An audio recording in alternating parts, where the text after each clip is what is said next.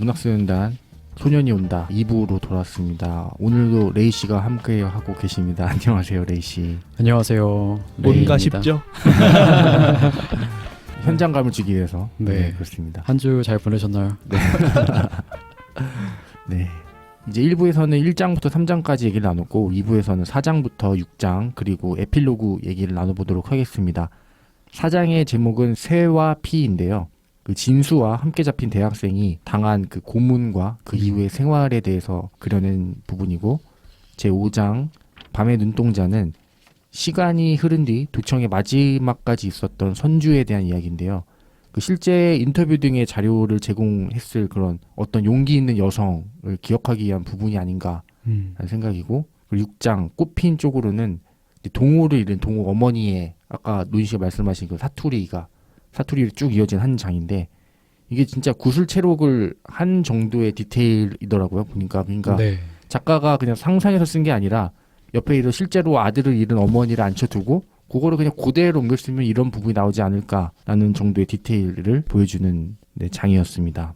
그리고 에필로그는 저희가 보통 이제 책이 끝나고 나면은 뭐 작가가 뭐 이래서 힘들었다, 뭐 이래서 아쉬웠고, 뭐 누구에게 감사하다, 뭐 이런 식으로 끝내는 게 보통이잖아요. 근데 여기서는 작가 자신도 그냥 소설의 일부가 돼서 작가의 시선에서 이 소설을 쓰게 된 계기와 그 취재 과정을 그려냈다는 점에서 아주 훌륭한 에필로그가 아니었나 하는 그런 생각이 있습니다. 여기서 먼저 제가 나눠보고 싶은 얘기가 이제 페이지 134페이지에 나오는 문장입니다. 인간은 근본적으로 잔인한 존재인 것입니까? 우리들은 단지 보편적인 경험을 한 것뿐입니까? 우리는 존엄하다는 착각 속에 살고 있을 뿐 언제든 아무것도 아닌 것, 벌레, 짐승, 고름과 진물의 덩어리로 변할 수 있는 겁니까? 굴욕당하고 훼손되고 살해되는 것, 그것이 역사 속에서 증명된 인간의 본질입니까? 라는 이런 문장이 나오는데, 네.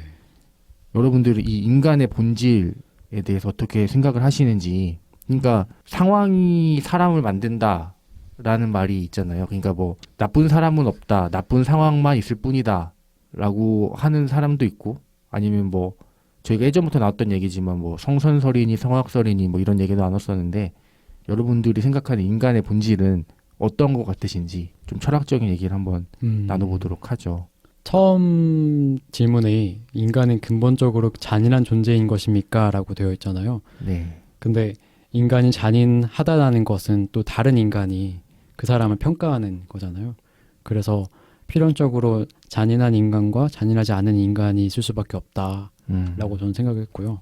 그렇다 보면은 세상에 다양한 사람들이 있다는 게 어떻게 보면은 결론으로 나오는 것 같고, 인간의 본질은 무엇일까라는 걸 사람마다 다 다른 답을 갖고 있다고 생각해요. 네. 사람이 수만큼 본질이 존재한다. 네.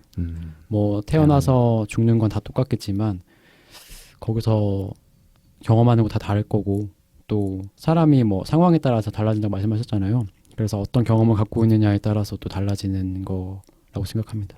노인 씨는 어떻게 생각하시나요? 저는 이 질문을 딱 생각했을 때 그 니부어의 집단 윤리 수준이 떠올랐어요.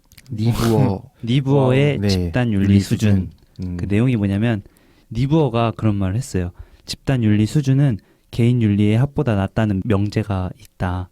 근데 물론 개개인으로 하면은 이것도 하고 싶고 저것도 하고 싶고, 그런데 우리 회사에서도 그렇죠. 나 이거 하기 싫은데 하라면 해야 되잖아요. 네. 그리고 그런 관료제주의, 사실 약간 벗어날 수 없는 하나의 숙명 같다는 생각이 들더라고요. 네. 사회 속에 살려면은 어느 정도 이렇게 자신의 그 개성이나 이런 걸 깎아야 된다는. 날지 못하는 새라고 해야 될까요? 날고 싶은데 날지 음. 못하는. 챈들러 씨는 어떻게 생각하시나요? 저는 사람은 기본적으로 다 잔인한 걸 갖고 있는데, 그게 이 점에서는 잔인하지 않은 사람이 다른 지점에서도 잔인한 건데, 그게 그냥 어긋날 때 이런 일이 벌어지지 않을까? 예컨대 여기서 어떻게 사람한테 그런 고문을 할 수 있고 사람을 그렇게 대하는 거야, 너무 잔인하지 않아?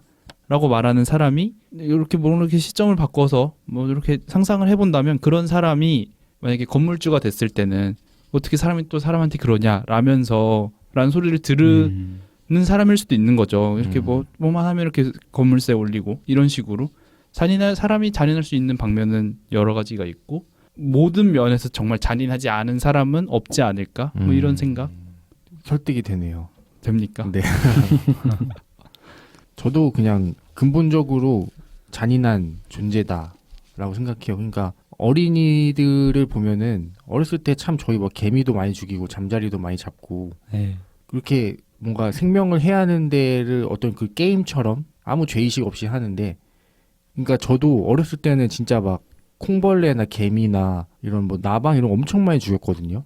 근데 요즘에는 죽이면 안 되겠다는 생각도 좀 들고 어떤 교육의 과정 때문에 그렇게 됐다고 생각을 하거든요. 아니면 뭐 주변 사람들의 반응이나 그렇기 때문에 제가 지금 이렇게 느끼는 거지, 만약에 주변에서 너한테 그런 게 아무도 잘못된 게 아니다라고 말했으면은 저 똑같이 그냥 뭐 잠자리 죽이고 매미 죽이고 이렇겠죠.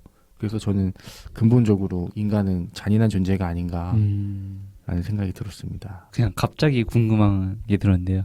그럼 모기는 죽이시나요? 아, 모기는 죽이죠. 근데 뭔가 모기는 저를 해하려는 게 느껴지기 때문에 이제 잡는 건데 아, 지나간 개미는 저한테 말도 안 걸잖아요, 사실.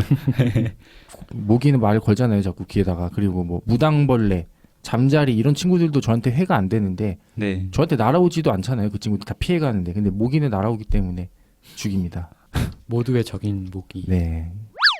네, 이제 책에 대한 전반적인 얘기를 나눠볼 텐데 먼저 제목 얘기부터 해봐야 될 것 같은데, 왜 제목이 소년이 온다일까요? 이 제목 괜찮았나요? 전 아직도 잘 이해가 안 가네요. 저도 잘 이해가 안 됐습니다. 왜냐하면 이 제목 말고 뭐 다른 제목을 하면은 좀 더 그냥 책에 대한 내용도 알 수 있고 사람들이 더 많이 읽을 것 같다는 생각이 들었어요. 그 레이 씨가 준비해 오신 자료가 있는데 네. 한번 소개해 주시죠. 제목 관련된 건데. 이거는 예스24였나요? 거기 작가 인터뷰에서 가져온 글인데, 작가께서는 이 제목이 가장 마지막에 나온 제목이라고 합니다. 그 소년이 온다라는 제목이.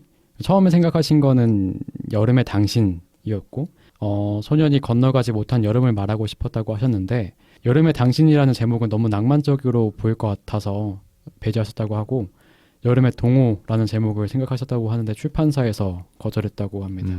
그렇죠. 이 제목이 중요하니까. 네. 네. 그래서 며칠 밤을 고민하셔가지고 소년이 온다로 결정하셨다고 하는데, 저는 이 책을 읽고 그 책을 관통하는 주인공이 동호라고 하시잖아요. 어떻게 보면. 네. 네. 근데 이제 그 5.18이라는 민주화 운동을 소년이라는 매개체로 뭔가 독자에게 보내주려 했다라는 느낌을 받아서, 당신에게도 소년이 갈 거다 해서 소년이 온다 이런 느낌을 받아서 제목은 이해가 됐습니다. 뭔가 이게 정답인 것 같은 느낌도 있는데, 노인 씨는 어떻게 생각하시나요? 잘 모르겠어요. 이 설명, 소년이 건너가지 못한 여름을 말하고 싶었다고 하잖아요. 네. 네. 그러면 결국 이걸 통해서 저도 원래는 이해를 못했어요. 소년이 온다? 어디로 오는 걸까? 이해를 못하고 있다가 이 설명을 듣고 나니까, 아, 소년이 희생당했기 때문에 건너가지 못했던 여름을 작가가 대신 이 책을 통해서, 이 책도 어떻게 하나 보면 제의잖아요. 이걸 통해서 건너 보냈고 결국 소년은 여름으로 이 책 덕분에 올 수 있었다. 이렇게 저는 받아들였거든요. 이 설명에 대해서는. 네. 그 온다는 게 네, 가는 거랑 다르잖아요. 그렇죠. 근데 왜냐하면은 우리는 이미 여름에 있으니까 그걸 다 건너가서 살아남았기 네. 때문에, 뭐 살아남은 게 아니라 저희는 그거를 겪지를 않았고 어쨌든 여름을 맞이한 거니까. 그렇네요. 어쨌건 소년은 거기서 봄에 멈췄다가. 머물러 네. 있습니다. 네. 네. 그렇게 하면 이해가 또 되네요. 또 작가가 시를 쓰셨던 분이라 네. 이런 표현이 가능한 게 아닌가. 근데 좀 이렇게 맥락이 좀 이렇게 튄다고 느낀 게, 처음에는 여름의 당신이었다가 여름의 동호였다가 뭔가 여름을 꼭 넣고 그렇죠. 싶었는데 네. 그 뒤에 갑자기 소년이 온다고 며칠 밤을 샜다고 하는데, 그렇기 때문에 100점짜리 제목은 아니라고 네. 생각을 해요. 들으면 이해가 가는 제목이긴 한데 무언가 어떤 조합을 통해서건 이게 완벽하진 않겠다. 그렇죠. 네. 어딘가에 더 완벽한 제목이 존재하겠다. 네. 이런 생각. 그래도 뭐 작가가 정말 성공해가지고 이 작품이 더 그냥 뭐 소년이 온다면 그냥 그렇게 된 거겠죠. 네. 그리고 또 요 얘기는 안 해볼 수가 없을 것 같은데, 네. 이제 5.18 당시 여러분들이 만약에 광주의 시민이었다면은 어떻게 행동을 했을까? 나는 어떤 선택을 했을까? 뭐 이런 상상을 한번 해보죠. 네.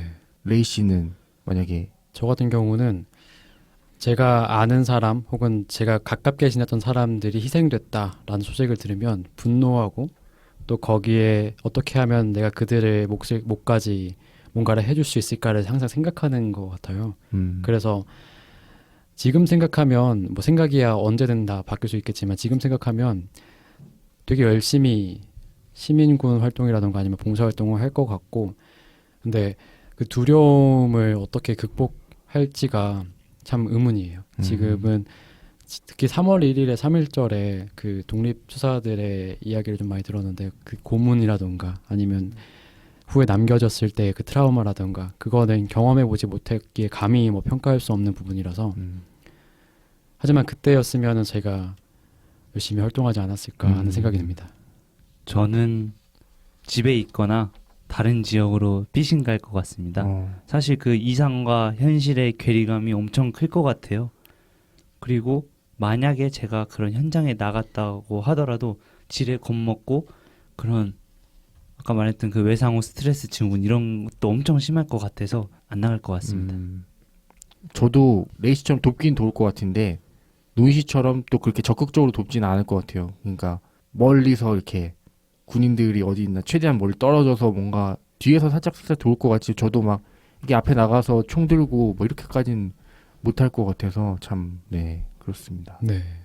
챈들러 씨는 만약에 저는 정말 나중에 나는 뭐 했나 혹은 나중에 너 뭐 했어 아빠 뭐 했는데요 이런 것 때문에라도 돕긴 돕되 저도 겁쟁이니까 낮에만 정말 가서 체육관이었나요? 네, 상무관. 네. 거기 가서 제가 뭐 도울 일이 있나요? 표시라도 하겠습니다. 뭐 천이라도 덮겠습니다.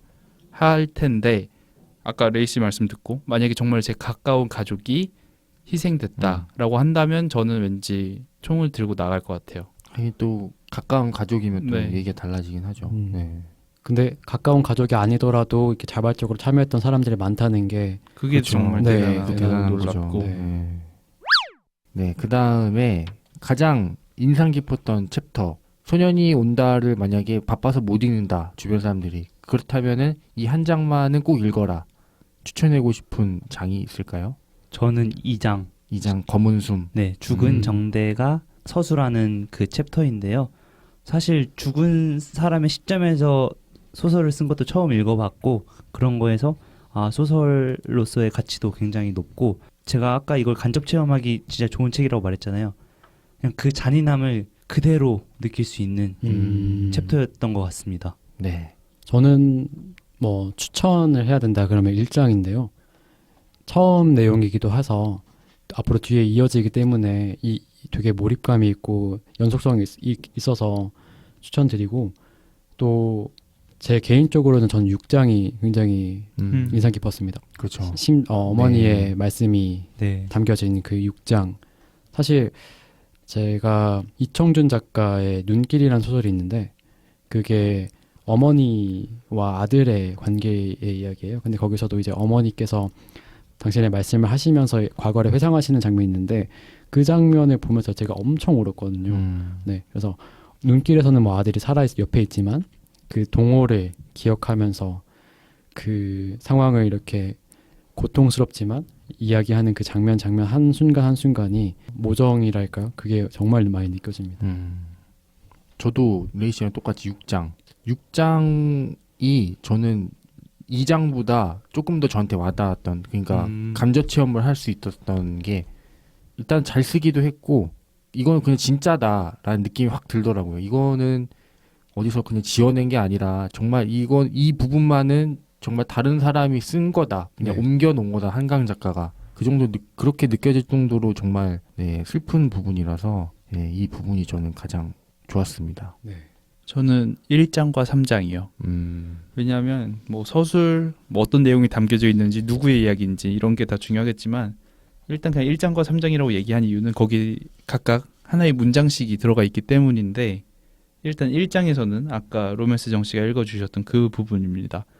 군인들이 죽인 사람들에게 왜 애국가를 불러주는 걸까? 왜 태극기로 관을 감싸는 걸까? 마치 나라가 그들을 죽인 게 아니라는 듯이 이 문장 하나 때문에라도 1장은 꼭 읽었으면 좋겠다 라는 거고 3장에서는 뭐냐면은 당신이 죽은 뒤 장례식을 치르지 못해 내 삶이 장례식이 되었습니다. 네. 아, 이 맞아요. 문장 네. 때문에라도 3장은 꼭 읽어야 된다. 제가 지금 생각해 보면 이 책을 우리가 시즌 3에서 하자라고 제가 제안한 것 같거든요.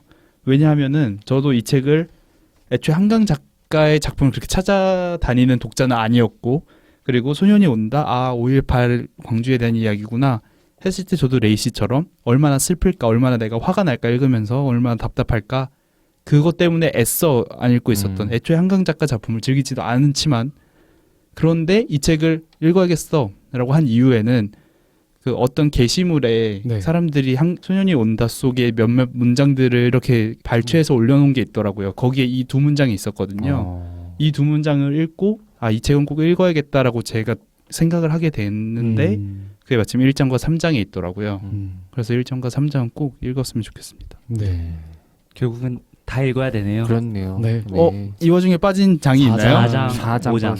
4, 5장이 걸으셔도 네.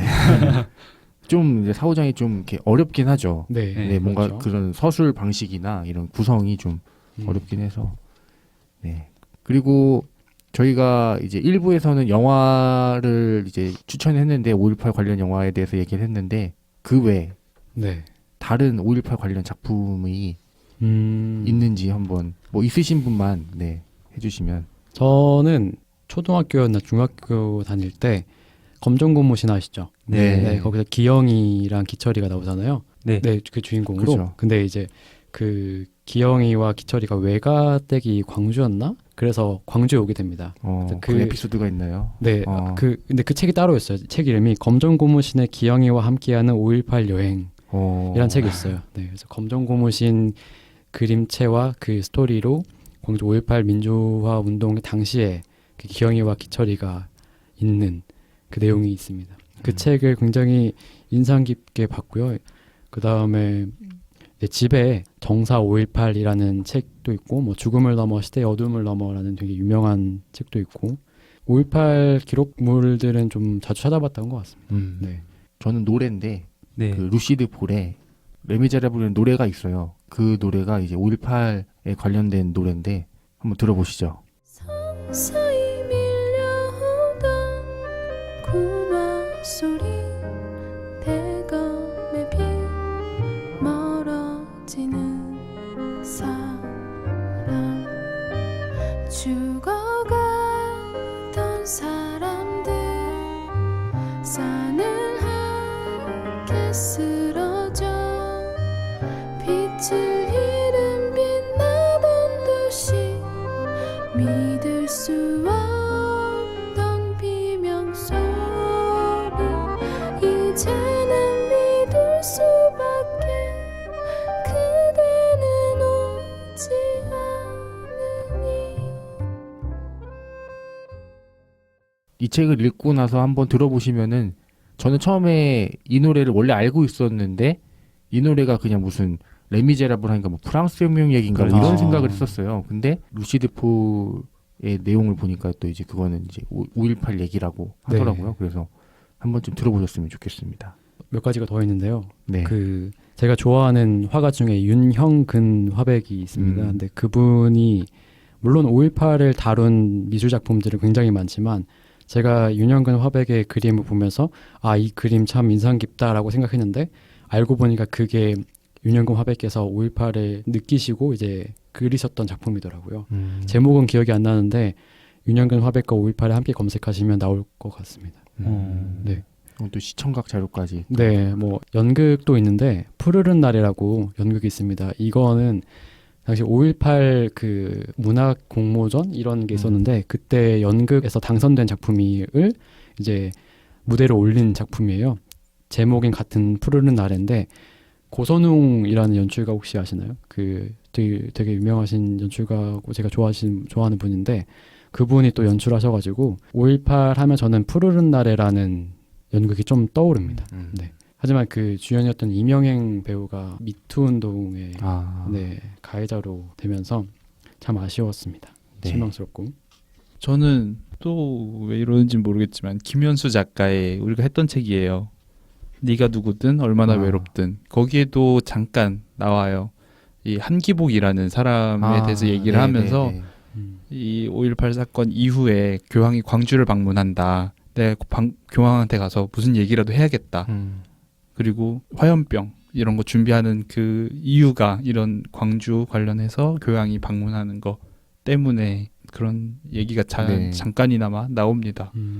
네. 저는 솔직히 떠오르는 게 없어요. 뭐 그나마 책도 이거 하면서 많이 읽게 된 거고 영화는 더더욱이 안 보고.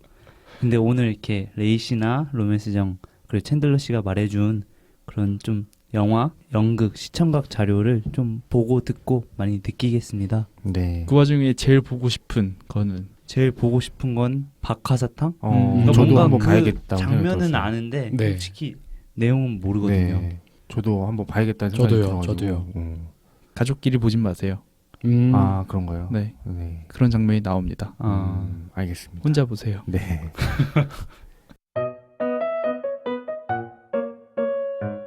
책, 갈, 피.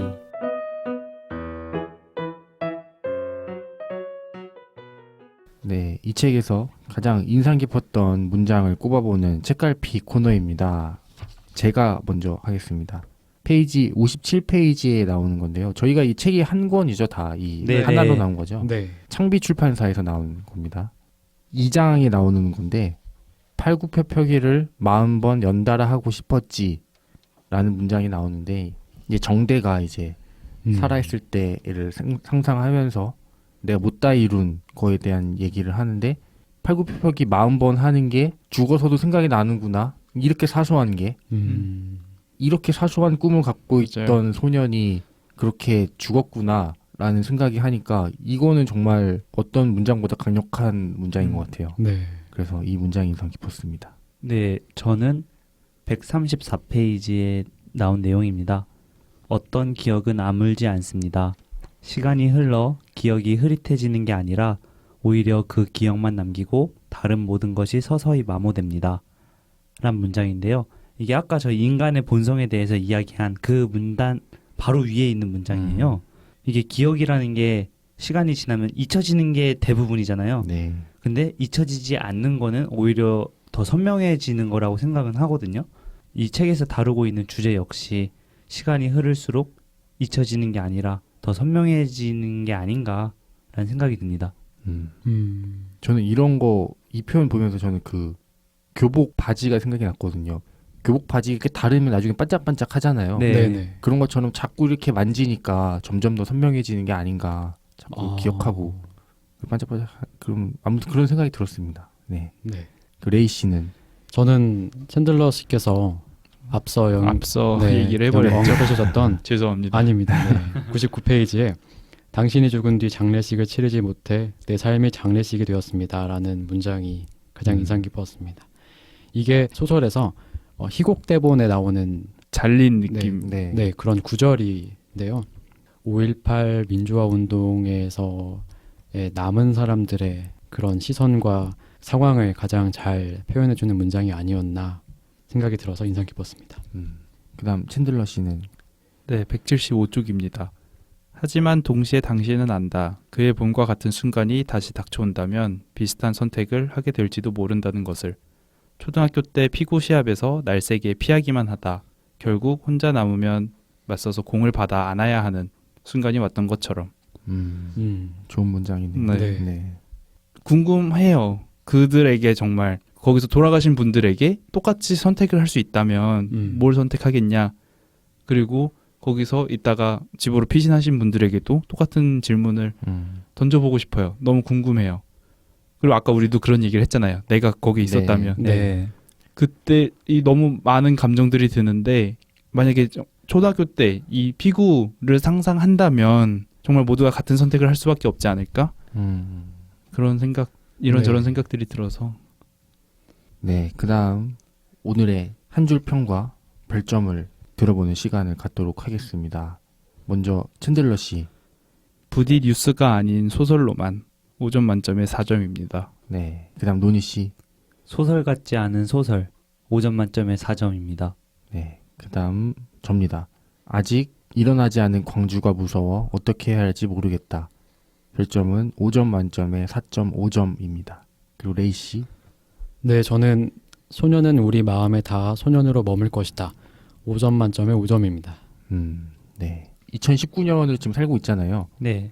5.18도 그렇고 4.16, 4.19 이런 거 있는데 이러다가 계속 이런 비극들이 생기면 모든 날이 뭔가 인류가 한 4,000년, 5,000년이 된다면은 모든 날이 다 이런 뭐 기념일은 아니지만 5.23, 네. 뭐 5.24 이렇게 다 네. 되지 않을까 싶어서 그냥 네, 모두 이런 일이 없었으면 좋겠다는 생각입니다.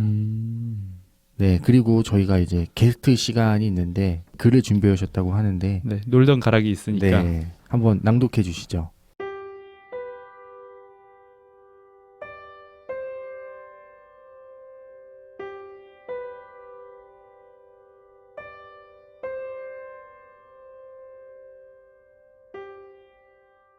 시간을 돌릴 수 있다면 무엇을 할 거냐는 질문에 덜컥 겁부터 났다. 아니, 시간을 마음대로 할 수 있다니 엄청난 능력이잖아. 몇 주 동안은 언니네 이발관을 찾았다. 6집 발매일도 이맘대로 기억하는데 듣고 또 듣고 부리고 또 불렀다. 아무래도 나는 허한 상황을 공감으로 채우려 했나 보다. 그렇게 아무렇지 않았던 시간이 되려나 싶었다.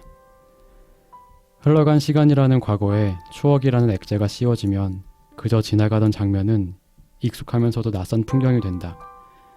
풍경 속에서 지겨울 만큼 뒹굴다가 아무것도 느껴지지 않으면 비로소 꿈이라는 걸 알았고 여기로 돌아와서는 다시 꿈을 찾기도 하고 여기는 어디인가 생각했다. 시간과 기억은 서로 그렇고 그런 사이라서 모두 자국을 남기고 누군가는 그런 자국을 그리움이라고 부르는 것 같다. 자국의 크기와 그리운 정도는 어떻게 알 수 있을까? 한 시간과 1년의 그리움은 정도가 다르다고 할 수 있을까? 그리움 대결이 있다면 승자는 누가 될까? 그렇다면 내 그리움은 어느 정도이고 어디쯤에 있을까? 그리움은 점점 소멸하고 나는 제자리로 돌아와 있다.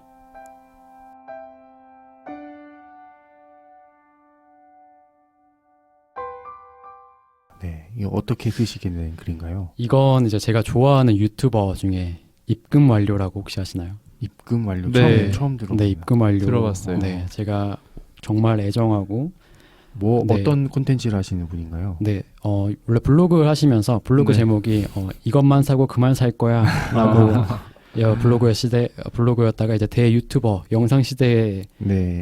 데뷔하기 위해서 만든 계정인데 자기가 하고 싶은 걸 다 하세요. 뭐 요리도 하시고 뭐 여행도 다니시고 그런데 하다가 훅 한 방씩 때립니다. 동물원에 갔는데 거기에 대한 약간 철학적인 글을 쓰신다거나 아니면 이거는 진해 그리고 벚꽃의 시간인가 그 편을 보고 제가 생각나서 제 경험과 함께 섞어서 쓴 글이고요. 뭔가 그리움 하면서 또 이 5.18과 관련된 사람들의 그리움은 또 어느 정도일까? 내가 지금 느끼는 그리움과 그들이 느끼는 그리움이 같다고 할 수 있을까? 내가 더 클까? 그분들이 더 클까? 언젠가 논리학 수업을 듣는데 제가 어느 주제에 대해서 5분 살펴본 거랑 어떤 학자가 50년 동안 공부하는 거랑 질문했어요. 교수님한테. 둘이 어떤 게 더 가치가 클까요? 했더니 그건 또 모르겠네요. 그러시더라고요. 그래서 가치는 상대적인 것이다 라고 생각을 했습니다. 참 질문한 학생이셨군요. 아, 네. 저는 열혈 질문이었습니다. 하지만 학점은 네. 항상 저는 네. 태도는 좋지만 학점은 저 뒤에 있는 네. 그렇게 대학생활 하는 게 남는 게 많을 것 같아요. 저처럼 뭐 열심히 했는데 하나도 안 남는 거 보면 네. 아무튼 잘 들었습니다. 네. 그리고 오늘의 알림장. 네, 오늘의 알림장 저 논이입니다.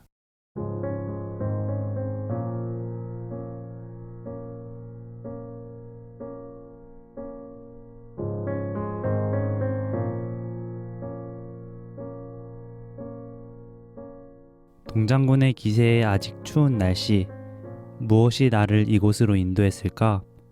광장 한켠에선 구호가 적힌 플래카드가 있고 다른 한켠에선 막대 하나를 나눠주고 있다. 무대 양옆에선 현재를 비판하는 행진이 진행되고 있다.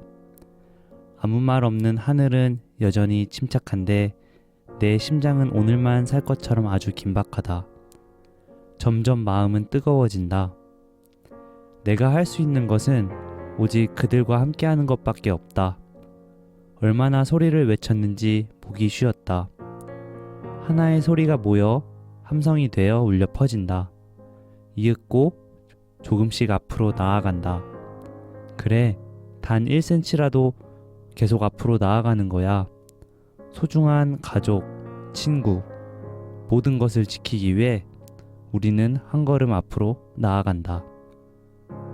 아, 나도 역사의 한 페이지에 서 있는구나.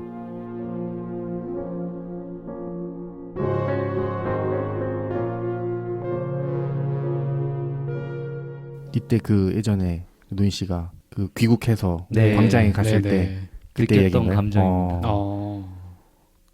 역사의 행진은- 한 페이지에 네. 행진은 못했고요. 저번에 그죠. 말했다시피 그죠. 울다 집에 갔죠. 5시에 집에 간. 네. 네. 참 이 광화문 가면 참 역동적인 것 같아요. 뭐 주말마다 요즘에 참 시가 많은데 네. 갈 때마다 괜히 좀 기분도 싱숭생숭하고. 저는 주말에 그 현대미술관, 서울관 자주 가는데 항상 갈 때마다 버스를 확인을 제가 못 해가지고 통제가 되더라고요. 노선 이렇게 네. 돌아 우회하고 이러잖아요. 우회하니까 네. 참고하시면 좋을 것 같습니다. 네. 거의 요즘엔 매주 있는 것 같아요. 네, 맞아요. 네. 네.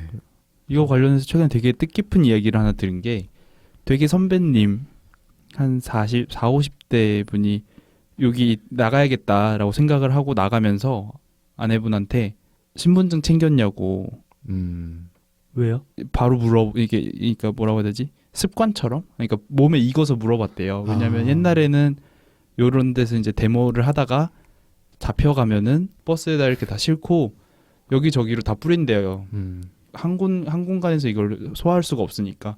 그래서 거기서 이 사람이 어떤 사람인지 조회를 하고 그때 이제 신분증이 필요해서 그런 시대 때 살던 사람들은 지금 나간다고 해도 신분증이 어딨냐. 그런 거 이거 먼저 찾는다. 네, 이런 걸 먼저 찾는 사람들이라는 거죠. 그렇기 때문에 더더욱 광주 그때의 경험들이 있으신 분들이 만약에 이때 광화문에 나오셨다면 그때의 기분은 어땠을까 뭐 그런 생각도 들고. 그러네요. 네. 레이 씨 나오신 소감 세 번인가요? 세 번째인데요. 네. 제가 다시 나오기 위해서 지난 회차들을 한번 복습해봤어요. 제가 나왔던 회차들을 복귀하듯이. 근데 너무 듣고 싶지가 않더라고요. 거슬리는 게 참 많아서. 그래서 네. 오늘은 이런 것들을 좀 이겨내보자 해서 왔는데 어떻게 달라졌을지는 정말 다음에 어떤 결과가 나올지 한번 들어보고 할 텐데 오늘 세 번째 나오면서는 좀 체계가 잡혔다고 해야 될까요? 뭐가 어떤 걸 준비해야겠다. 뭐 이어폰과 물통을 준비해야지. 이런 거라던가 아니면 질문지 큐시트를 만들 때도 제가 지난번에 했었던 게 뭐가 부족했다는 건 큐시트를 제가 제대로 뭔가 준비를 안 했던 것 같아서 여기에 좀 더 해봐야겠다 하면서도 그때 기억들 아니면 새롭게 만나게 된 노니 씨라던가 아니면은 로맨스정님이나 챈들러 씨는 어떤 모습일까 이런 생각도 하기도 했습니다. 새로 나와서 세 번째 나와서 되게 반갑고 네 그렇습니다. 네. 아니 그리고 또 레이 씨가 또 문헌 정보를 전공하는 학도시잖아요. 그렇습니다. 그 좀 뭔가 준비해 오신 게 있다고 한국 문학에 대해서 한번 이렇게 보충 설명을 해주실 게 있다고 들고 나오셨다고 들었는데 제가 첫 녹화 때가 그 척하는 삶 때 처음 나왔었는데 그때 샌들러 씨께서 한국 문학을 어떻게 기준을 하느냐라고 물어보셨는데 제가 그때 기준이 굉장히 많다라고 답했는데 선배가 그거 듣고는 너가 그런 식으로 말하고 다니면 안 된다. 큰일 난다. 네, 약간 장난스럽게 혼내셨는데 그래서 한국 문학의 기준은 제가 어떻게 표현해야 될까요? 사진 찍어온 거 보여드리도록 하겠습니다.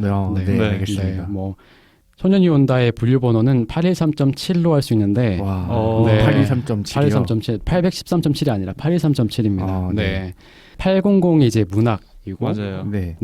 810이 이제 한국 문학이고 3이 아마 소설일 겁니다. 네. 그래서 한국 소설의 7이 아마 시대일지 않을까. 현대. 네. 제가 한번 또 알아보겠습니다. 이런 노인 씨가 정보가 되게 있었군요. 소름 끼쳐하고 있어요. 네. 맞나요? 813.7인가요? 네, 노인 씨. 맞아요. 네. 이게 그 한국 십진 분류를 쓰는 것은 813.7이라고 네, 대부분 그럴 겁니다. 이게 의왕시 중앙도서관에서 빌린 노인 씨의 책인데 예. 그럼 이게 어떻게 보면 813.7입니다. 전국이 다 똑같은 거네요. 비슷하다고 할 수 있죠. 네. 그런 네. 체계를 쓰는 도서관은 그렇죠. 다 똑같은. 네. 저는 아니거든요. 네. 800160-030인데 쪽을 한번 추측해 보신다면 저건 아마 네. 듀이 10진 분리법이 아닐까. 네. 이게 왜냐하면 저는 도서관에서 빌린 게 아니라 네. 이런 뭐라고 해야 될까요? 회사 자료실 같은. 네. 네, 아. 그럼 또 다르겠네요. 뭔가 네. 다른 분류법을 쓸 수도 있습니다. 네. 어쨌든 한국 이게 팔을 쓴다는 거네요. 네, 그 어. 문학 작품이 8인 것 같은데. 그거는 또 분류법마다 다른데 한국에서는 이제 800이 문학입니다. 아, 문학. 네, 대분류가 문학으로 되어 있습니다. 야. 이렇게 막 분류 얘기하고 다녀서 제가 문헌정보학도로서 되게 잘 막 열심히 하고 다닌다 이렇게 생각하시면 안 되고요. 하지만 최근에 자격증도 따셨잖아요. 자격증은 이제 네. 졸업 시험을 통과했습니다만 그럼 네, 된 거네요, 네. 그러면. 그렇지만 저는 또 저희 과에서 좀 약간 다른 길을 가려고 하는 사람 중에 한 명이어서 네. 하여튼 문헌정보학은 굉장히 재밌고 흥미로운 학문입니다. 맞습니다. 여러분. 네. 뭐 듣기만 해도 이렇게 재미있는데 이렇게 가까이서 보면 또 듣기만 해서 네. 재밌는 걸 수 있어요. 그런 거겠죠. 네. 다음 주 책은 뭔가요?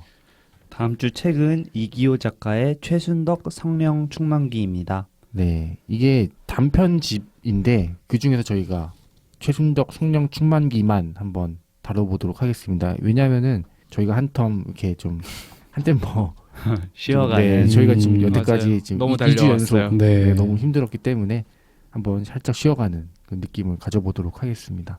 그럼 저희 레이 씨가 나오셨을 때 또 어떻게 인사했는지 한번 다시 한번 그때 어떻게 인사했었죠 예전에? 그때 뭐 이것도 좀 욕 먹었습니다. 네.